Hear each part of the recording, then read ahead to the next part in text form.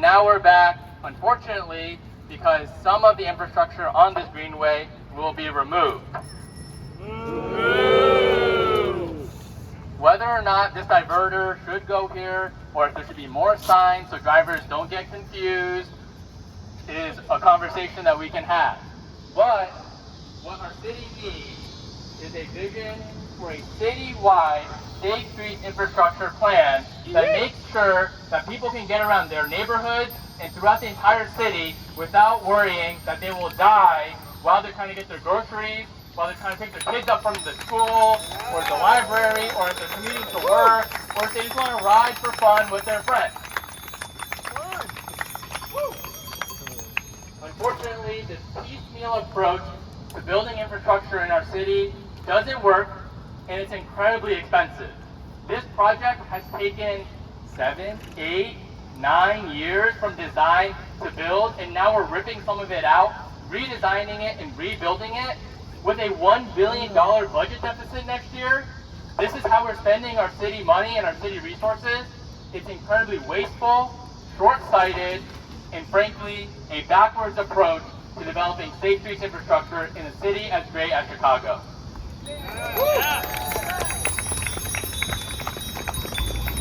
The Dickens Greenway was actually the first State Streets project that I got involved in when I moved to Chicago in 2020. And even then, people have been fighting for this greenway for years before I even moved here. And I want to appreciate all the folks who have been working so tirelessly and so hard, even though they shouldn't have to. This should be the bare minimum for what we do to protect our vulnerable road users. And now I'm going to ask Molly Fleck to say a few words. Thank you, Molly.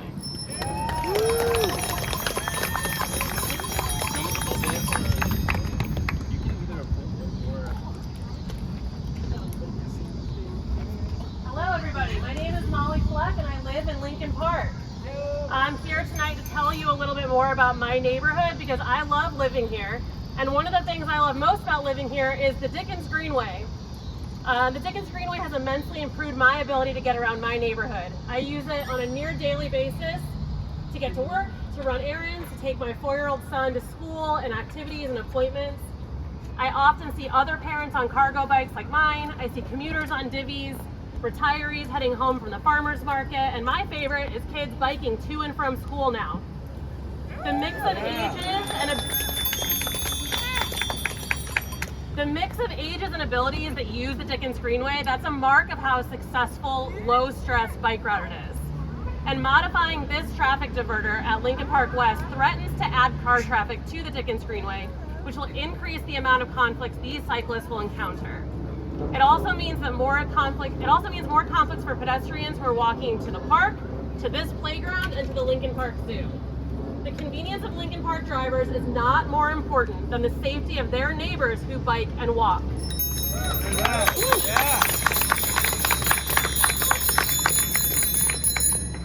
Lincoln Parkers drive fewer miles per year than the average Chicagoan. That's probably because we have 3 L lines, 12 bus routes, over 24 divvy stations, and an average walk score of 94 in this neighborhood.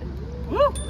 Since 2012, the amount of Lincoln Parkers living car-free has increased to 32% of the people in this neighborhood. That's a larger share of people than their neighbors who drive to work. Citywide, neighborhood-level bike trips like the ones that I take on the Dickens Greenway are up 113%. What Lincoln Park needs is more people-centric transportation infrastructure to match the way the people in this neighborhood actually live. Let's build more greenways, more bike lanes, and more pedestrian plazas. Let's build the bike grid so that everyone can get around our city and my neighborhood safely. Thank you.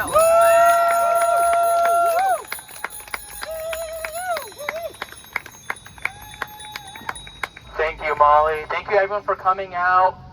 If you want to get involved with organizing in your own neighborhood or planning rides like this one today, please go to bikegridnow.org. Thank you so much, everyone. Bye.